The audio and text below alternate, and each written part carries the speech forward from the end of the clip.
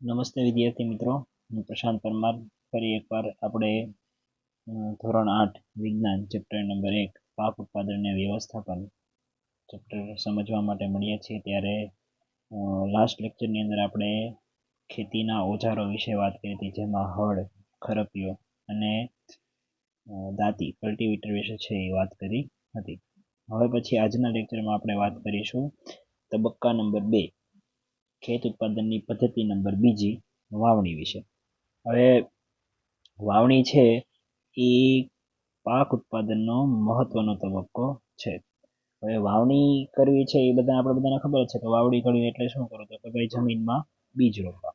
પણ વાવણી કરતા પહેલા શું જરૂરી છે, તો વાવણી કરતા પહેલા સૌથી પહેલા છે એ સારી ગુણવત્તાવાળા છે એ સ્વચ્છ અને તંદુરસ્ત બીજ પસંદ કરવા. હવે આ જે બીજ છે સારી ગુણવત્તાવાળા અને સ્વચ્છ અને તંદુરસ્ત બીજ પસંદ કરવા છે એ ખૂબ જ જરૂરી છે. પણ બીજ જોઈને તો કઈ રીતે ખબર પડે કે આ બીજ સારા હશે કે ખરાબ હશે? તો એક વખત છે એ પહેલી શું કરે છે, તો કે એની મમ્મીને ચણાના કેટલાક દાણાને વાસણમાં રાખી અને તેમાં પાણી ઉમેરતા જોવે છે. થોડી મિનિટ પછી શું થાય, તો કે એ બીજ છે એ પાણી ઉપર તરવા લાગે છે.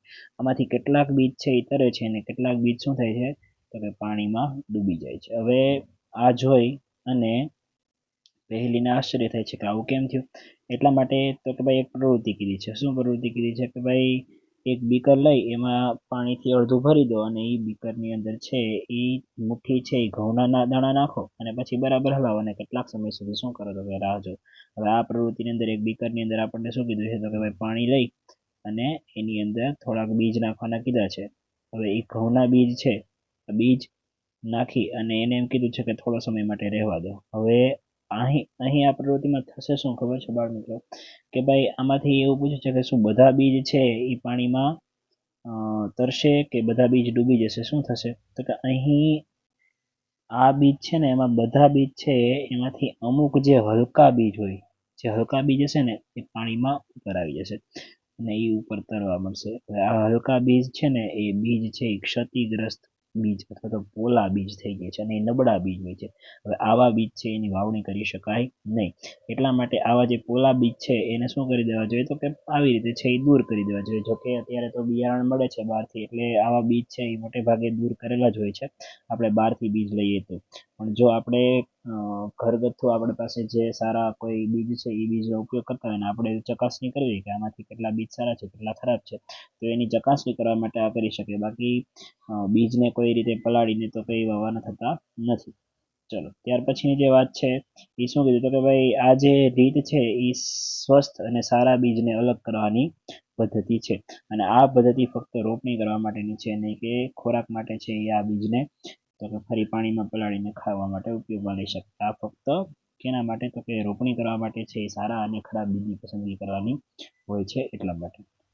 હવે તો કે હવે છે એ બીજને રોપવા માટે છે એ કેવા કેવા ઓજારોનો ઉપયોગ થાય છે, તો પરંપરાગત ઓજારો જે જૂના સમયથી ચાલે છે એવા ઓજારોની અંદર પરંપરાગત રીતે છે એ વાવણી કરવા માટે વાપરવામાં આવતું છે એ સાધન કેવું હતું, તો કે ગળણી આકારનું હતું.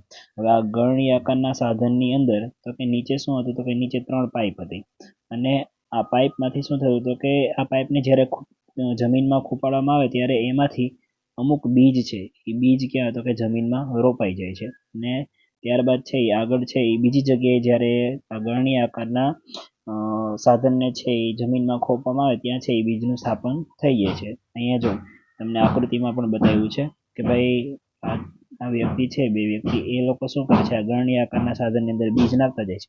હવે જ્યાં આ બીજ જમીનમાં ખોપશે ત્યાં શું થઈ જાય, તો જમીનની અંદર છે એ બીજ છે એ શું થઈ જશે, રોપાઈ જશે. પણ આ પરંપરાગત પદ્ધતિ હતી, આમાં શ્રમનું વધારે જરૂર પડતી અને સમયનો પણ છે એ વધારે ઉપયોગ થતો હતો. એટલા માટે હવેના સમયગાળાની અંદર આ પદ્ધતિનો ઉપયોગ થતો નથી. એની જગ્યા છે એ કોણે લઈ લીધી, તો કે ભાઈ નવા આધુનિક સાધન. આધુનિક સાધન કોણે, તો કે ભાઈ વાવણીયા છે.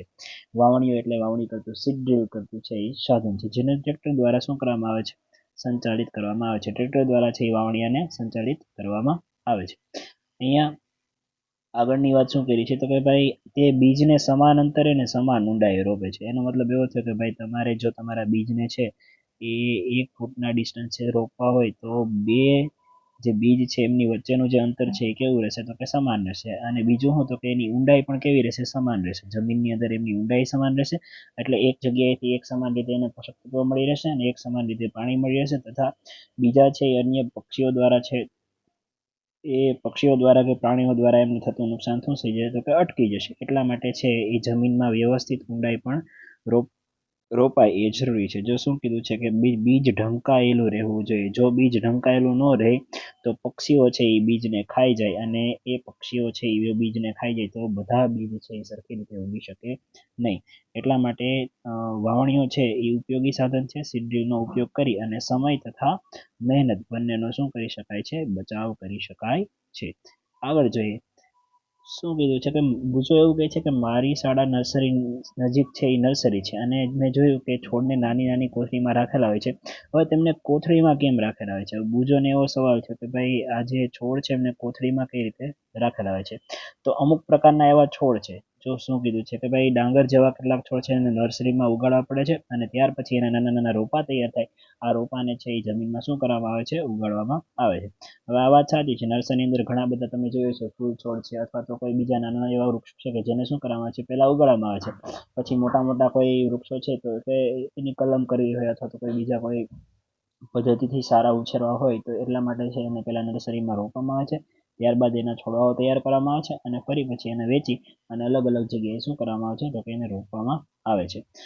હવે એવી વાત કરી છે કે ભાઈ આ છોડની વચ્ચે ગીચતા રોકવા માટે બીજની વચ્ચે છે યોગ્ય અંતર હોવું જોઈએ.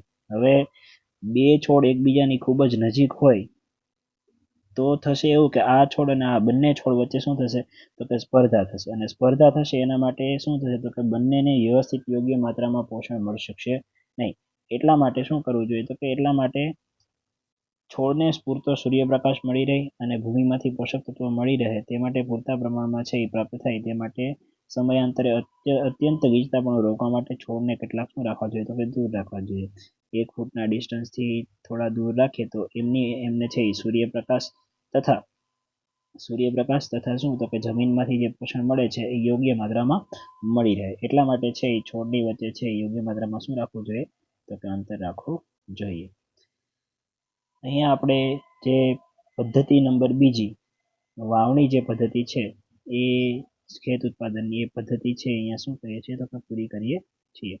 આવતા લેક્ચરની અંદર છે આપણે વાત કરશું જમીનને પોષક તત્વો મળી રહે તે માટે ખાતર આપવામાં આવે છે અને કયા ખાતર છે કુદરતી અને કૃત્રિમ ખાતર. આશા રાખું કે તમને આ વિડીયોમાંથી યોગ્ય પ્રમાણમાં માહિતી મળી હશે, તમે શીખ્યા હશો. વિડીયોને લાઈક કરજો, કોમેન્ટ કરજો અને તમારા મિત્રોને છે એ શેર કરજો. એવી આશા છે. ધન્યવાદ.